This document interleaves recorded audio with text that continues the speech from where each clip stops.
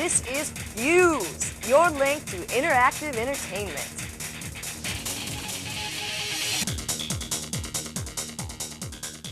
Hi, I'm Derek. Welcome to the first edition of Fuse. Hey, and I'm JC. Fuse is your connection to the world of electronic games. And for the occasion, we put together a great show. We went all the way to Japan to check out Sega's new system. Well, I did anyways. Yeah, well, I actually got to play the new Sonic game, and Legend of Zelda for Nintendo 64, even the new Tomb Raider. And we got the crazy crew from Game Informer magazine who will give us the okay on lots of cool new games. And we'll visit with the Crystal Method, this month's celebrity gamers. Very cool. Yeah. But first, here's Cool Derek with Fuse News.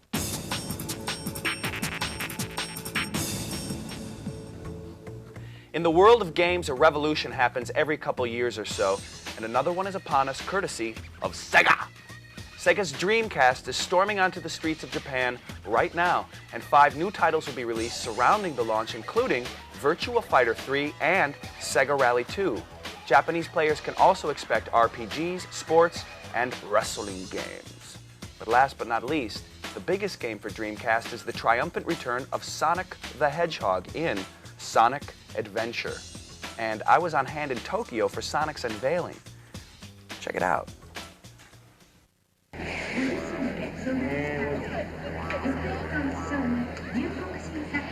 Fuse has hit Tokyo.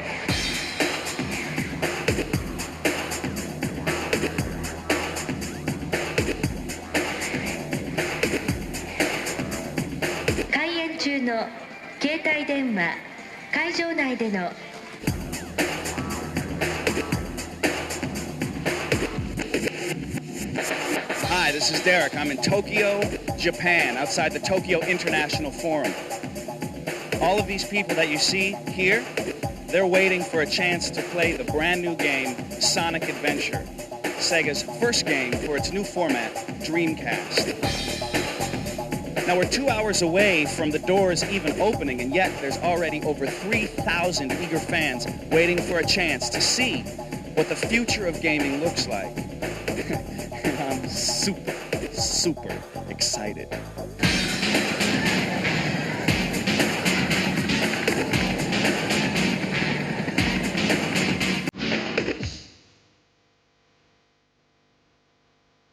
We're now inside the Tokyo International Forum, heading upstairs where everything's going to happen.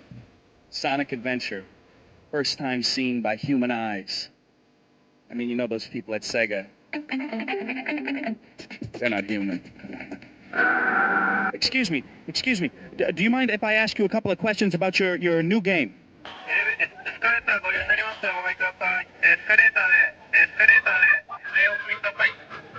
Arigato. Get your programs here. This is going great, isn't it? This is great, yeah. Dude. 会場内での喫煙、ご飲食。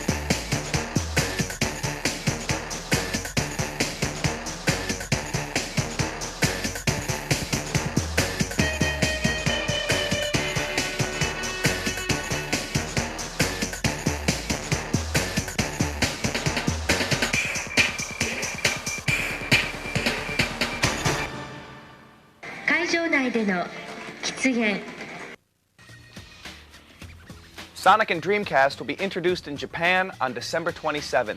Unfortunately, we in the US will have to wait till next fall. When it does get here, Dreamcast owners will be able to use the console for internet and email right off their TVs with a web TV-like extra called Dreamflyer. More on Sonic later in the show. In other Dreamcast news, Capcom, creators of Resident Evil, the most popular PlayStation game of all time, will release a new version called Resident Evil Codename Veronica, specifically for Sega's new machine. In this Resident Evil installment, Claire Redfield journeys to Europe to find her brother. Capcom has plans to design other Dreamcast games, including Power Stone, a polygonal fighting game along the lines of Street Fighter EX. That small hatch on top of your Nintendo 64 does big things when the Nintendo 64 memory expansion pack is plugged into the system. The expansion pack, which adds an additional 4 megabytes of RAM to the N64, is available now. Retailing at a price of $29.95, the item will double the N64's current RAM specs. That means high-resolution graphics. Unfortunately, the expansion pack doesn't do anything to enhance existing games, but only enhances games specifically designed for it. Turok 2 tops the list of games compatible with the expansion pack, but Perfect Dark, Nightmare Creatures, Rogue Squadron, and Quarterback Club 99 also utilize this new peripheral. Interact has also made it known that its very own RAM pack is finished. Called Turbo RAM, a release to coincide with Nintendo's is likely. The rumors have been flying about how Eidos plans to buy California-based developer Crystal Dynamics. Well, now it's cold hard fact. The acquisition is worth $47.5 million and will bring some of the industry's best-known characters together under one umbrella. Most notably, Lara Croft and that crazy gecko Gex. Eidos has no plans to change the operations of the Crystal Dynamics studio or staff. The Crystal Dynamics lineup for 98 and 99 is still intact. Expect to see Gex 3, Deep Cover Gecko, and the highly acclaimed Legacy of Kain, Soul Reaver, in early 99. We'll have more details on Soul Reaver a little later. Midway, creators of the arcade football hit Blitz, is currently programming a new title featuring players and teams from Major League Baseball. Just like Blitz, Midway's baseball title is said to stretch the rules of baseball a bit. Ouch. Expect to see some disturbing action when this game hits the arcades next spring. Yeah. Sorry, WCW fans, but the Ultimate Warrior will not be a playable character in the upcoming N64 game, WCW NWO Revenge. THQ had apparently reserved a space for Warrior, but there were too many questions surrounding his allegiance. However, the game's producer did state that the Warrior could be appearing in upcoming WCW Nitro and Thunder games that are scheduled to release early next year. Stay tuned.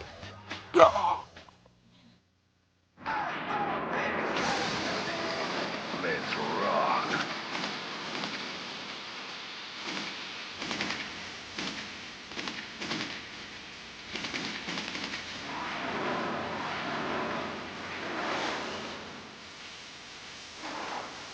Piece of cake.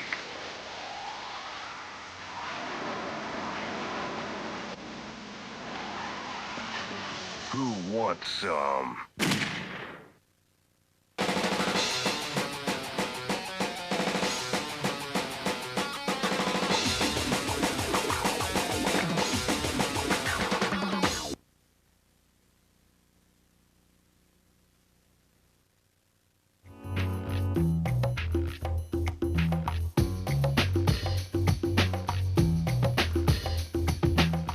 What is the G? The G is gossip in the gaming world, and Fuse has it for you. There may soon be action figures based on Konami's thriller Metal Gear Solid. We hear that McFarlane Toys of Spawn fame will design the figures. Really?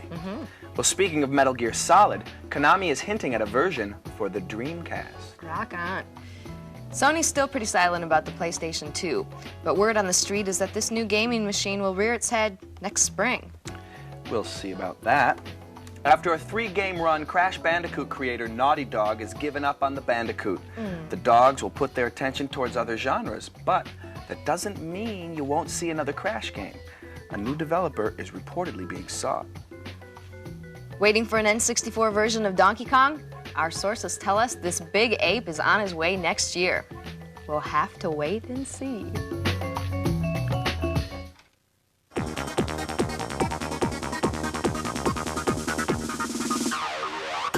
In Future Shock, we profile games coming to you in the near future. Crash is back in Crash Bandicoot Warped. Follow Crash and Coco on their hardest adventure yet, this one featuring 3D jet ski and biplane levels. With an extra time trial feature, Crash Warped is one game you'll want to go back to again and again and again, starting in November from PlayStation. Our next game is a sequel to Abe's Odyssey, called Abe's Exodus. It's very much like old SNES games as you attempt to solve puzzle screens. A feature called GameSpeak allows you to interact more realistically with other characters. Game Boy announces an end to squinting. That's right, Nintendo has brightened up the world of Game Boy with Game Boy Color. It's the same old Game Boy, but with the vibrant color screen, so you won't burn your eyes out trying to tell the difference between 20 different shades of gray. Game Boy Color will be in stores by Thanksgiving. When the first Game Boy debuted in '89, the first game available was the original Tetris. Appropriately enough, the first game for Game Boy Color will be Tetris DX. Still Puzzle Champ, but this time in 56 colors. It's amazing how Game Boy keeps evolving.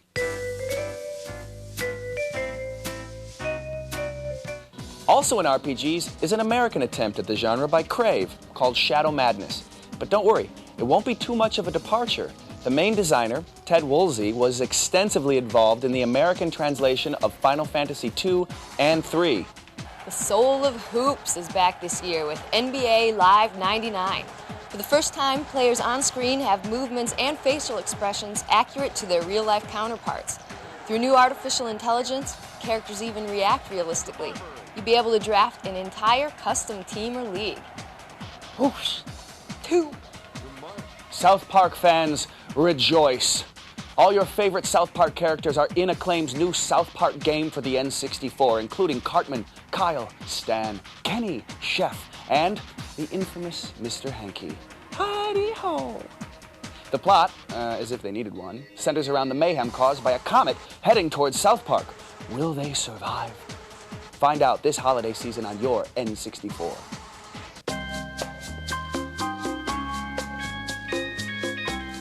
The Legacy of Kain, Soul Reaver, is like Metroid, Zelda, and Tomb Raider all rolled into one. In the sequel to the popular adventure game, Kain is now the villain as you become Raziel, a vampire and former underling of Kain. Ha ha ha.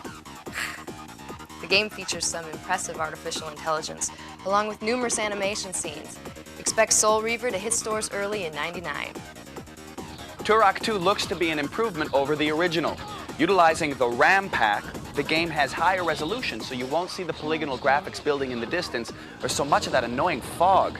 The game covers 6 different worlds and features the best weapons ever seen in a game. Bulletproof. Good thing I've been playing Siphon Filter, an action thriller for the PlayStation. You take the role of arms expert Gabriel Logan as he attempts to stop a group of terrorists with a strange and deadly biological virus. Expect tons of cool weapons, a huge 3D environment, and plenty of action when this game hits next spring. Twisted Metal 3 has been developed by a different creative team than its predecessor, but with realistic car physics and returning characters like Sweet Tooth, Spectre, and Shadow, things are looking up. Well, that's it for previews. Now, here's JC as we cover the scoop on 3 really big games.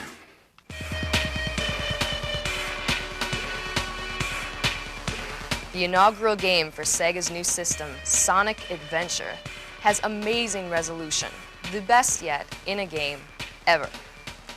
Sonic and 5 other characters each have different adventures during the course of the game. The adventures overlap, detailing the release of chaos by Dr. Robotnik. The game has a multitude of levels, a rugged jungle, a Vegas-like city, a desert. The coolest thing about the levels is that certain areas are only accessible by certain characters. Sonic Adventure, the fastest and most detailed Sonic game yet, debuts in the fall of '99 when Dreamcast hits the US. Our next mega preview is for the latest sequel to the phenomenon that is Tomb Raider. That's right, boys. Lara Croft is back again. This time, she's seeking out a set of ancient artifacts that lay scattered about the Earth. Players travel to India, Nevada, and the South Pacific. A mystery 4th level might just involve aliens, but we're not telling, and Laura isn't either. Tomb Raider 3 is structurally different from the previous games in the series. The levels are now non-linear and can be played in different orders. Laura will have many interesting vehicles to choose from, including a Jeep, a quad bike, and a canoe. Look for Tomb Raider 3 this November from IDOS for PlayStation. One of Nintendo's top titles is back, and it's about time. The Legend of Zelda, the Ocarina of Time, is the first Zelda game for the N64, and it might just be the greatest N64 game yet. A first ever simultaneous release in the US and Japan is planned for Zelda, and you should see it in stores soon. The game itself is positioned to be everything you'd expect in an N64 game. Its many levels are obsessively detailed, and Link has every ability Mario ever had, plus a few. The fighting sections are much like Street Fighter in Link's ability to fight and move, and he doesn't even need a sword all the time to hold his own. In addition to all the levels you must conquer as Link, you must also travel through a vast overworld where time shifts from day to night as you walk. It could even take that long because the new Zelda will provide a 60 to 100-hour gaming experience. The puzzles of this game really reflect the original, and there are some fun bonus games like fishing and shooting your slingshot. Your Rumble Pack comes into play as well, but for how, you'll have to play Zelda yourself, which I'm sure you will.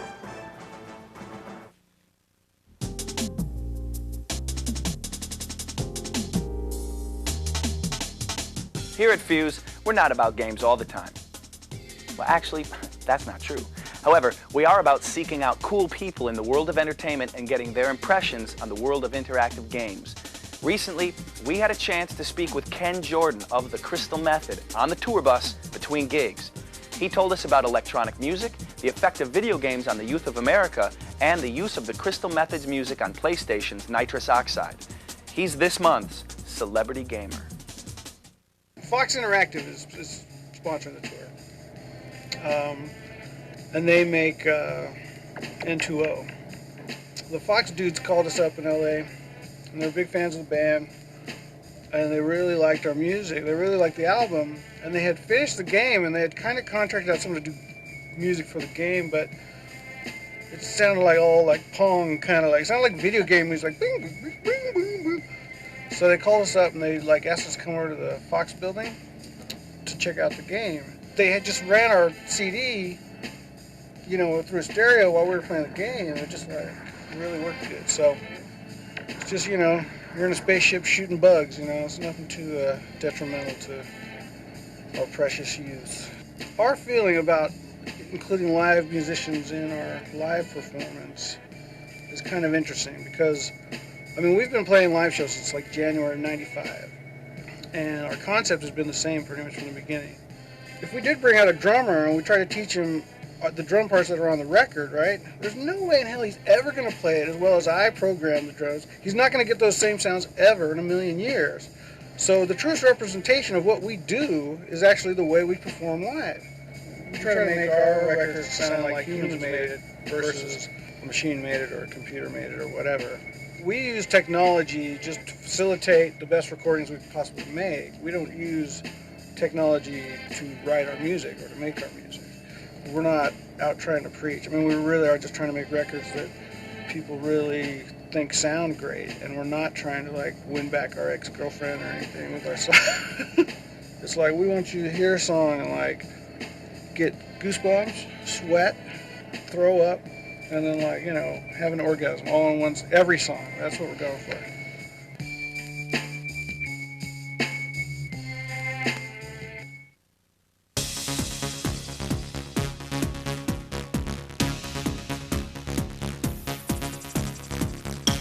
Our next segment, Code... Derek, busy now. Shh. I'm trying to beat this level of aims. Why don't they just put the codes in the box? That's what this segment is all about. Our next guest has a dream and an alias. Known only to us as Mario Zeldenstein, he was apparently once a talented game designer, but his real passion has always been to make all video game codes available to gamers everywhere. Alas, he perceived himself as a dangerous reactionary, and much of his research materials burned in a mysterious fire, the actual existence of which we were unable to confirm. To continue his courageous fight against what he terms the godless hordes, he has come to Fuse to let viewers in on the best strategies. Here with this month's Code Breakers is Mario Z. Derek, JC, are you there? I'm having a hard time hearing you, but before I go, here's some of the coolest codes for the newest game.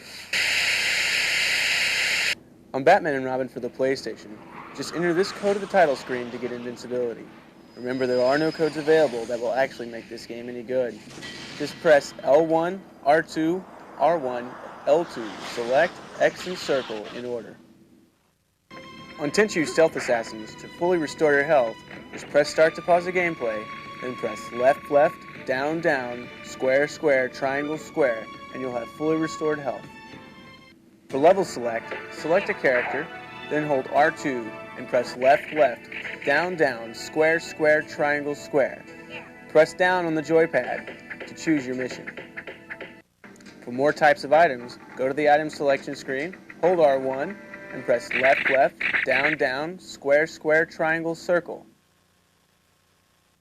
To increase your item inventory, go to the item selection screen, hold L2, and press left, left, down, down, square, square, triangle, X.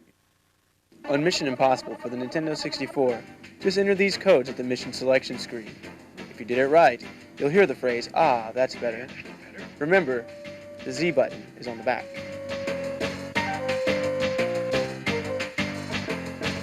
For Hot Shots Golf, to unlock all the characters and the courses, there's a really tough code. First, make sure there are no memory cards in the system and a second controller plugged in.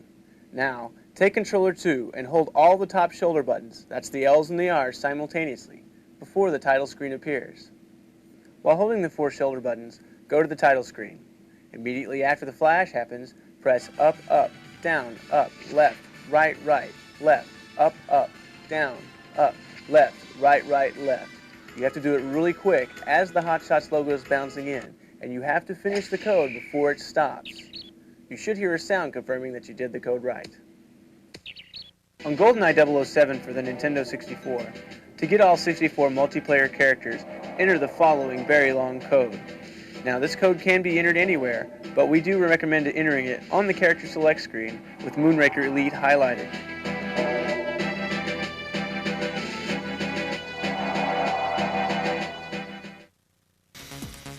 Go, go, go, go. Yeah! Thanks, Mario. I sure hope no one finds out where he is.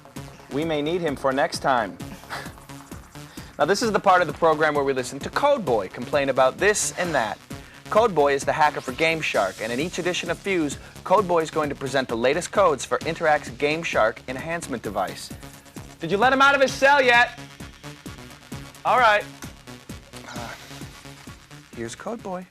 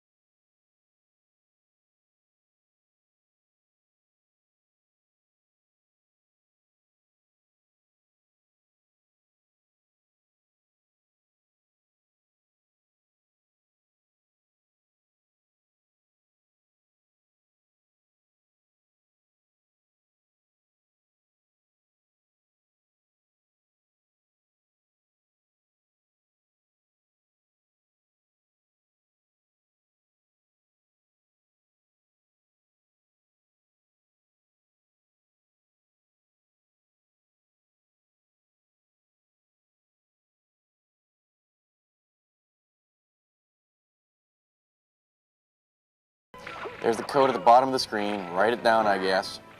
Now you can carry a limitless amount of throwing stars, grenades, fire scrolls, and whatever else you want. See? No carry limit. It just makes sense. Okay, you'll notice that there are no codes on the screen right now because I don't feel like putting them up. These codes will be in the big list, so get off my back. With the codes running, you'll start the game with every weapon that's available, and you can select them at the press of a button. You can also restore your health real easy-like.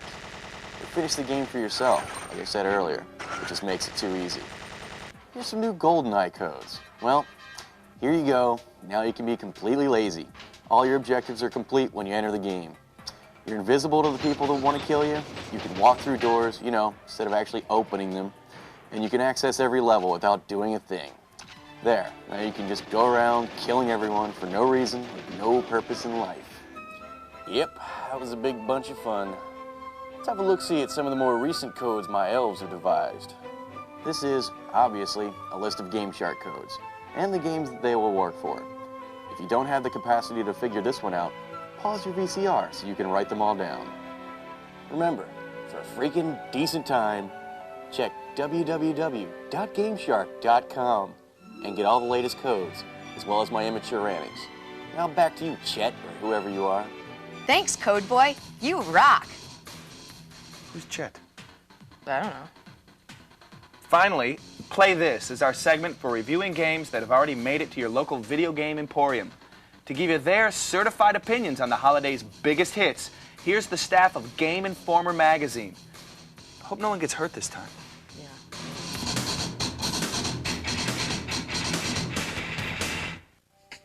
You have to play Metal Gear Solid. There's no doubt you have to play Metal Gear Solid. Tenchu is probably a better game, but it's going to be more underground. It's going to be a little bit, it's going to be just like for people that really want to play a game and like master it. Where Metal Gear Solid's more mainstream, and we'll definitely. So we're going to find out Tenchu 2 is bogged down with 3 hours of cinematics. Try to be like Metal Gear Solid. I wouldn't be upset if they put a bunch of cinematics in there. It's just. It's kind of a perfect mix between the two. You need more gameplay. Like Metal Gear needs more gameplay. How did you like that? Tenchu probably could use a little bit more, finish on it so that it's a little bit better, as far as like just the layout. Like people like movies, people like getting that kind of stuff, and Tenchu doesn't have enough of the kind of extras to make people want it. I don't know. I mean, you get Tenchu. I mean, you go for Grandmaster to get the secret items, like the stealth, the new armor and all that stuff.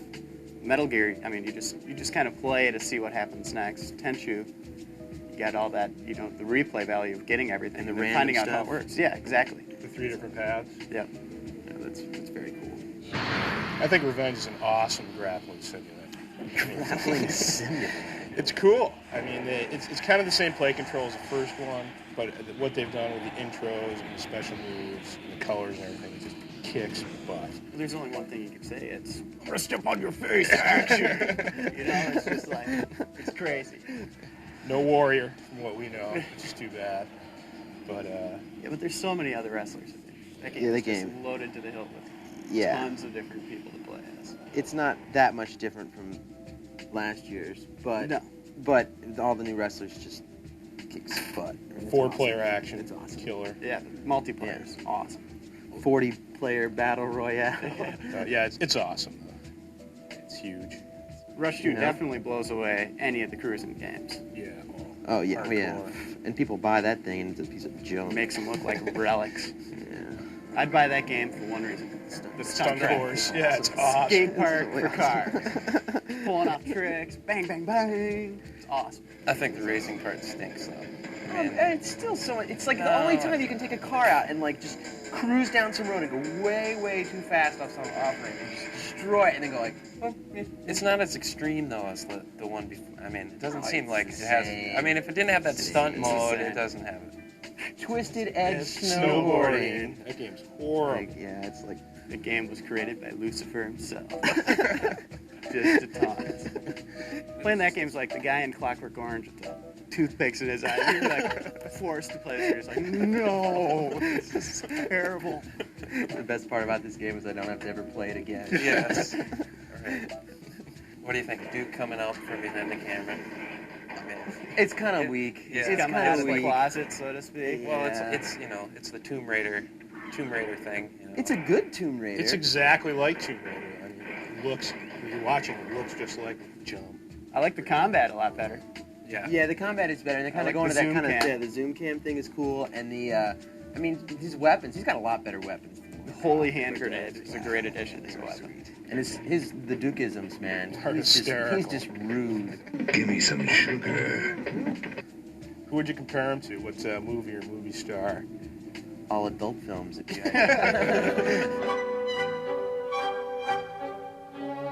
You know, I had It's to like mention Brian Duke. Bosworth in a porn. Ron Jeremy. But how about, okay, Streak. You played that game, man? You played that Streak game? is intense. That game is awesome. It's like Jet Moto, but you can spin faster, it moves faster, looks better. I mean, this one you're just hauling ass. It's just so much fun to just sit there and do flips and spins all the time. But does the confidence meter suck, do you think? I mean, I played it. No, the confidence meter is really cool. I mean, it can really throw you off. Your guy just kind of takes off after you land a huge trick. And the controls are a little different, a little tighter. But the bottom line is I mean, if you like Jet Moto, you're going to love Streak. Yeah, single track. It is made for the Jet Moto fan. You know, they get paid for that. Wow. Hey, well, thanks for watching Fuse. Next time, we'll have the 411 on more new games, plus a trip to the Tokyo Game Show. Hi. Later, gamers. See ya.